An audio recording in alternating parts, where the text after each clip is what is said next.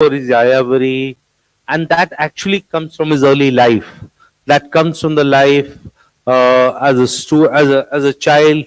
His father was one of the leading archaeologists and epigraphists whose job took him all over the place. And Agge himself was born in an open field in Kusinagar in Gorakhpur, near Gorakhpur, and and from there his father traveled all over, and when he came of when he was a little older, say 5 or 6, he used to accompany his father for many of these archaeological expeditions to many places, and there are some very interesting stories about his childhood in Gaya and other places. So a lot of that, his Yayavari came from there, his itinerant, and that reflects in his writing.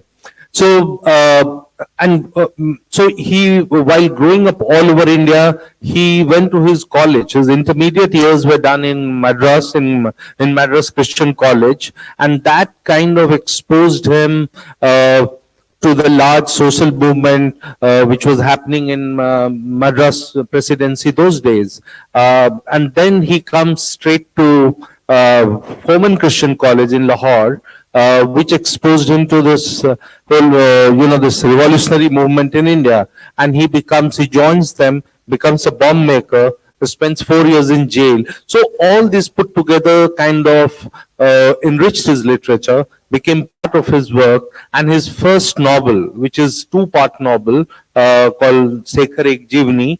Sekhar Ek Jeevani is kind of autobiographical novel. It's entirely kind of about his life.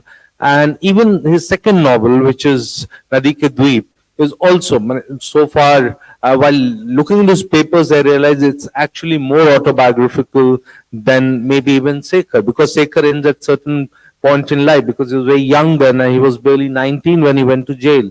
So it was a very, very very interesting life, very tumultuous life, itinerant life, and that kind of informs his literature throughout. And one bit of his childhood became part of his life throughout, which is his itinerant nature, which I keep talking about. He will never hold on to one job for long. He kept traveling. The number of cities that he changed, the number of relationships that he had, everything, there was this itinerant thing flew through his life, his personality. Yeah.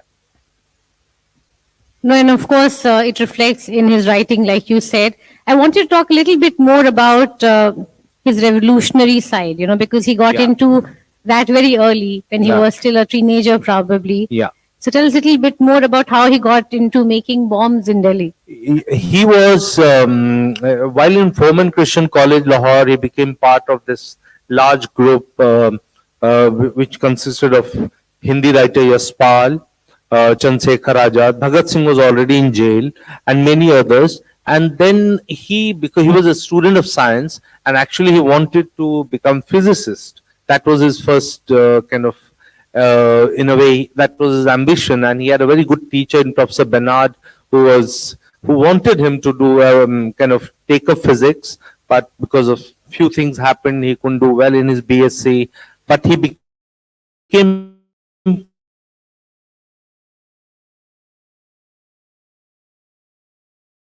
part of this larger he became bomb maker, and he was brought to Delhi.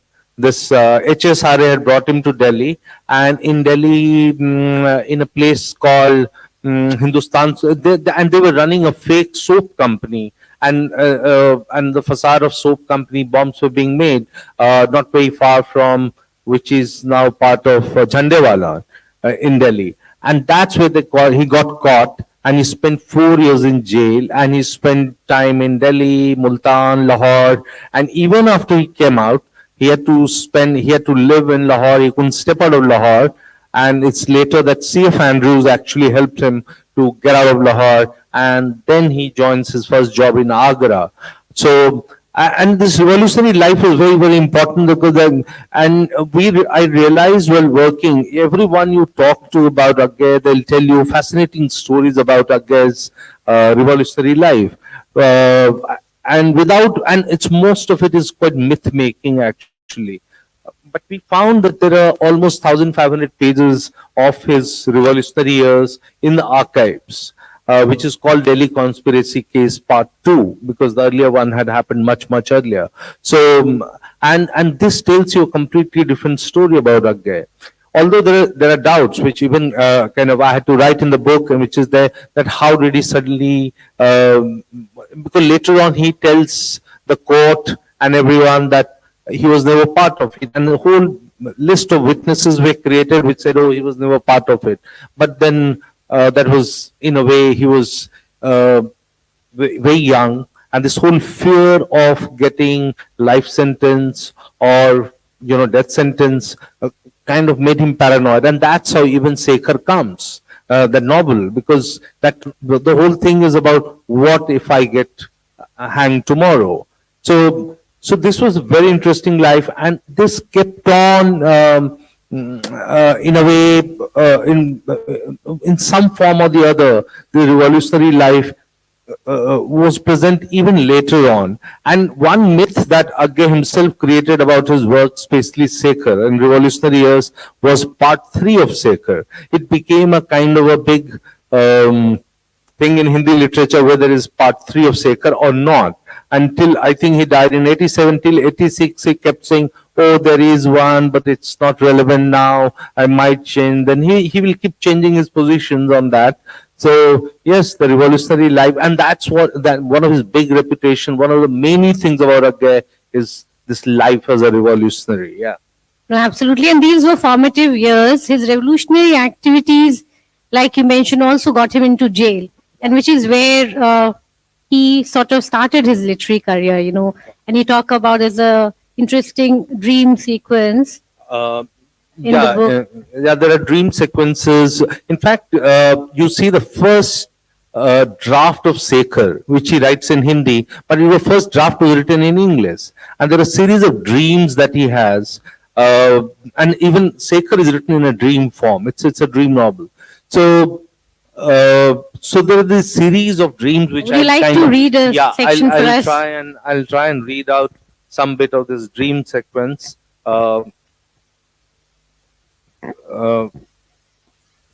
In his dreams, Aggay wandered where he could not. In his dreams, Aggay wandered where he could not during the day. A house with a garden on both sides of a gravel path. There are lots of lilies in rows, mostly white. A few blues. A village with many flat-roofed huts like quota dwellings. There is a clear sky and strong sunshine. I look above the huts. The mountain seems to stretch above endlessly, and plan my house up there. Each fleeting image was noted in graphic detail, occasionally with a rough illustration. Scenes of family life from before his incarceration or walking in nature, particularly the hills, were interspersed with scenarios set in jail. The majority of Aggay's recorded dreams had sexual overtones or were explicitly sexual. Several times he described waking up during orgasm. While his sexual history up to this point is unclear, he now boldly laid out his nocturnal fantasies on the back of court documents. He came across men and women having sex on a charpoy and wondered if the women would be sufficiently impressed if he showed them his muscles. In a scene set on mountain slope, by my side is a woman's figure fully veiled. I don't know her, I've never seen her, and do not see her in the dream. I'm conscious of great intimacy with her and know that she is my bride. And at times his sexual dreams would turn very absurd. Like, now I sit down on a stump of pine on the lower edge of the road. I have 2 cats on my lap. I allow one to run away. So he goes, this whole sexual fantasy gets transformed to cats. And the strange thing about his dreams were that if you see his private papers, it will have timing like 2:20. Like he just woke up 2 minutes back, and what he dreamed he will immediately start writing on the back of these court documents, which was only paper and pencil. At times he had pen also in the cell, and few, I think for few months he had to do solitary confinement for getting into some kind of a fight with another inmate. So these were kind of very early writings. And that's where, while he's in jail, that Janendra Kumar, another Hindi writer, very big writer, meets him through another jail, who was kind of relative of another inmate, Bimal Prasad Jain. He takes his story to Premchand. And Premchand, two stories were taken to Premchand. Premchand said, well, one story I cannot publish because, I'll land up in jail. So this other story I'll publish, but who is the writer? And Janendra Kumar tells him is Agge, because he was in jail, so his name couldn't have come out. And Premchand published this first story called Amar Vallari, which he published as in the name of Agge. And that's how the name Agge got stuck with him forever. Otherwise, he had a pretty big pompous name, which he used to say that after calling me Sachidanand, Hiranand, Vatsayan, you still say I'm a noble. How is it possible? But then it got stuck. He could do anything about it. I think that was destiny and how it was meant to be. In your book, and you've quoted Agge, he says, my entire life is led internally and never gets expressed. And he compares himself with Dr. Jekyll and, and Mr. Hyde. So there's always this sense of duality in his life. Tell us a little bit more about it. See, duality is kind of part of all of us in many ways, but you see Agge kind of dealing with it. In a way, he admits most of his duality. For instance, and this is a period, the time when he wrote this to Rekha Jain, Nemi Chand Jain's wife, he's very depressed because he just lost his father. He lost his father, his marriage is for all purposes over, and he is kind of, even his love affair with Kripa Sen is over, and so he doesn't know what to do with his life. And that's when he writes. But what he writes actually later on, you see, it's happening throughout his life. For instance, his entire take on translation, which the earlier panel was talking about. Agge is probably one of the earliest writers who says that everyone should write in the mother tongue. And in time, actually what happens later in life, it actually borders on chauvinism, Hindi chauvinism, and when someone points out this interview he gave to Duke University Archives, where they said, well, gives example of Vladimir Nabokov. He says, don't give me example of Vladimir Nabokov because Nabokov only proves it's an exception proves my rule. But at the same time, you find Agge is probably of his generation and even later generation is the most kind of working extra, he's going out of the way to get himself translated in English. And he teams up with some of the best translators that you can think of, Leonard Nathan, Josephine Miles. Josephine Miles was no ordinary person. She's the one who had kind of played a big role in finding Allen Ginsberg, and she is the one who had recommended him to Lawrence Ferlinghetti. And she's translating Nirala. So, and Indiana University publishes first anthology of Hindi poets, and Agge is very much part of it. But at the same time, he says you cannot, everyone should write in the mother tongue. If you look at his private papers, almost 70% of it is in English. So the drafts of his poems, even his short stories, many of them were first written in English. So his duality, for instance, even on, if you look at, he'll always quote, when people will point this out, he'll quote Walt Whitman and say, I contain multitudes, So, and it's on various things, on secularism, on what he kind of said in the 60s about Hindu politics, Hindu nationalism, and what happened later. So this is, we can call it changing, but on issues of literature, he had his dualities. Even in his personal relationships, there was this whole problem, which mostly what he said is Dr. Jekyll and Mr. Hyde, So he had that thing. One of his first editors said that there are two Indians misborn in India, Jawaharlal Nehru and Agge, and I just got reminded of that.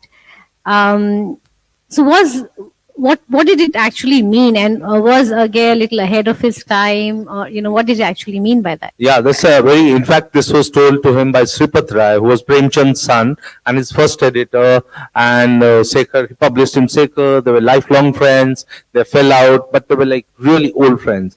And Agge was one reason why Agge always got talked about, and Agge in a way stood out because he came from a background which was so very different from his generation of Hindi writers. He is very cosmopolitan. He is not what in Hindi we call kasbai. He's not from a Mofussil town. By the time he's 15, he has seen half the country. He's reading literature. He's homeschooled.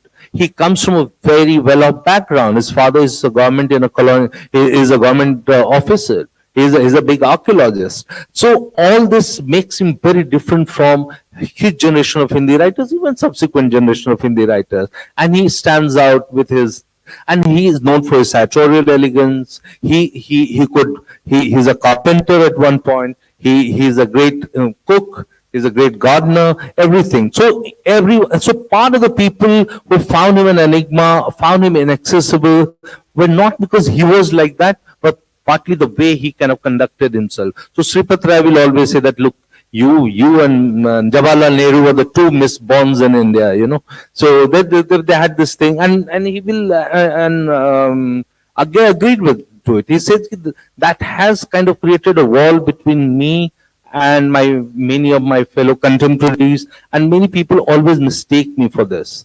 Again, Dr. Jakar and Mr. Hyde thing, you know, extending itself. So he had that thing, yeah. You know, even with his relationships that you briefly spoke about, you know, he had a tumultuous series of relationships with different women, and maybe again like a gypsy kind of non-committal series of relationships. He got married multiple times. So tell us a little bit about, you know, his personal life and his women. See, women, his Sekhar was the first in a way. Sekhar is a novel which is very autobiographical, and it talks of protagonist's relationship with his own cousin. Much of it will look like fiction, but actually it was happening in his life. And when the first draft of the novel is read by his brother, he kind of freaks out. He said, "Look, what are you doing? You know, this kind of will become a problem." And that relationship with his cousin has cast a shadow on his subsequent relationships. When he gets married to Santosh, that relationship, he tells again that, look, this is not going to work because you're still in love with your cousin. And so she goes to the extent of saying we three can live together, but that doesn't work. That relationship gets over. Then he is in a long it's a very stormy relationship with Kripa Sen, who's completely vivacious, ahead of her times. She is probably the only one who gives it back to Agay. Other women are all suffering in silence. They're miserable in relationship with him. Be it Kapila Vatsayan later. And all these women were remarkable women. But they are very talented. They were ahead of the times.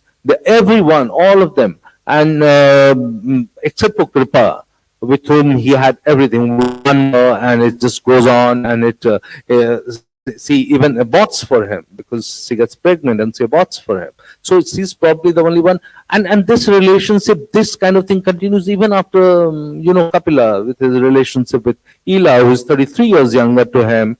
And if you ask people who knew him, and you can see hints of it, whiff of it, of small relationships here and there. So I don't know what you're searching for. Maybe people have various theories about Agay, which I kind of refrained from writing because I was not psychoanalyzing him. I was trying to write his biography. So a lot of people say it's a lack of mother figure because he had a very, very troubled relationship with his own mother. In fact, he's probably the one writer, of that generation who never talks about his mother. And whatever little he talks in not very laudatory terms. He doesn't remember endearingly. There is in fact, when she dies, he writes a letter to Janendra Kumar saying in the third para that, by the way, she died. And Janendra Kumar says, how can you even write something like this and you're getting on with your life? What is happening? So his mother is just not there. So he's constantly looking for this relationship. So his cousin is a kind of mother figure. So that relationship is very vague, but they're emotionally very, very strong. But of all the relationships, it's a Kripa Sen who kind of really had a big role to play. It's something that he doesn't forget easily. And that's how Nadi Ke Dweep Islands in the Stream, which he translated, comes, where the entire character of Rekha, in fact, it is so close to life that many of the letters, because when you see the letters that he's writing to her, you see the same letters that are reproduced in novel.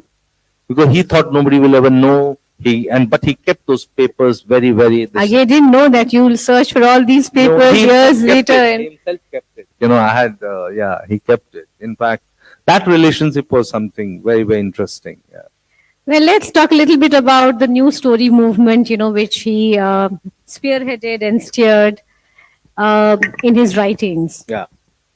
So tell us a little bit about, his works and how he sort of, led it from the front. See, Gabe,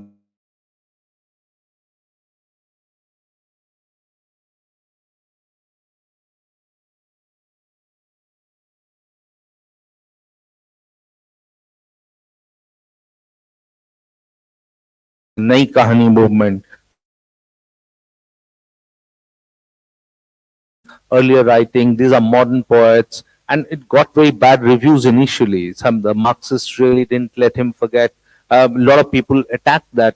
Oh, it's full of pornography, all that. And stories comes later. In fact, there was a journal which started called Nai Kahani by Jagdish Gop, and he says that I'm starting this because of what you said in one of the AIR talks, which Agge had given on Nai Kahani. So Nai Kahani movement, and before that, Agge's own works are basically a big departure from the past. It's psychoanalytical. You find it's the focus is not much on the society, but on the individual. And so, and later on, ably carried by a great Nirmal Verma, who was again one of his very, very close, yeah, he was very close to him. And Nirmal always said that, Agge's stories kind of helped me, help.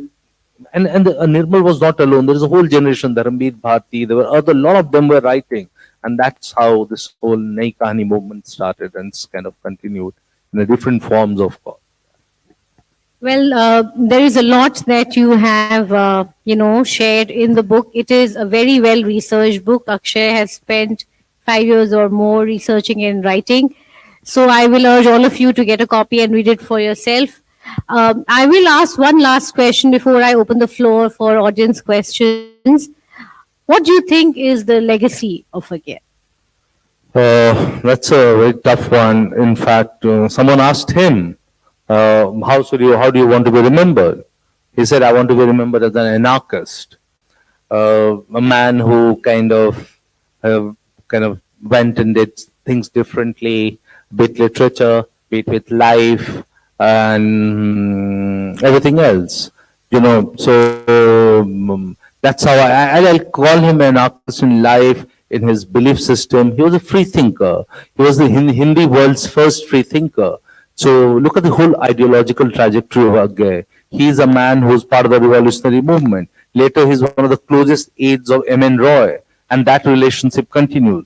Much later, he works with Jayaprakash Narayan, hires him to edit Everyman's Weekly. He's close with socialists. And as it happens, when his Messiah phase, when he becomes prophet, and that's when he surrounds himself with very, very mediocre Hindi writers.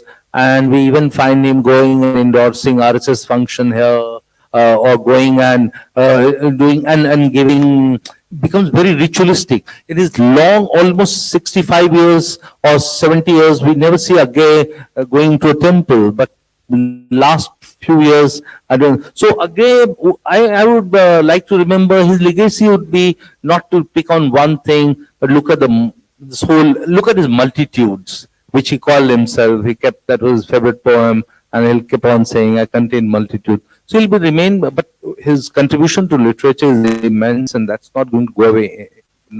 It's where people have, when I was talking to a lot of people, even his critics, his diehard critics, they would say that we thought, this will go away, but you see, even now, you go to any university, and one standard question I ask wherever I've gone to give talk on the book, that how many people are working on Agge, and you will find at least 10 to 15% of PhD students are still working on Agge, which is a very boring thing to do, because it said they should move out of this Mukti Bodh Agge binary, but they still, Sekhar continues to sell, he continues to get talked, and he continues to get attacked even after his death. It's been like long time since he died. No, absolutely. And we are here talking about Gay, the many lives of Gay. And I think that is what his legacy is. I'm not going to open the floor for questions. So if you have any question, please raise your hand and we'll pass the mic around.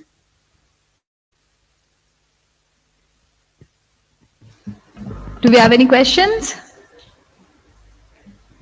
Okay, I think, we will take questions outside if people still have questions. For now, I think we're pretty much done.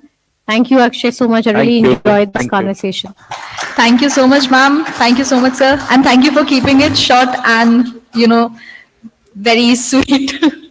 Thank you so much. We'll move on to our next session, which has a good range of panelists with some very interesting insights.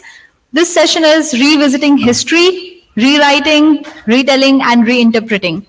I'd like to call the panelists on stage, but before that, I'd request our volunteers to arrange the chairs.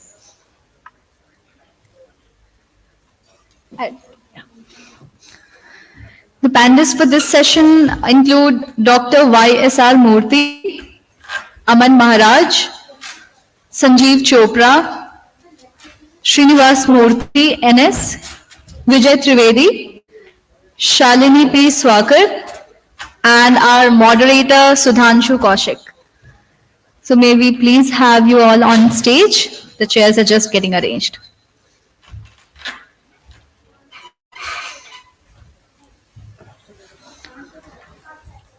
The audience seems to have lost all the remnant energy.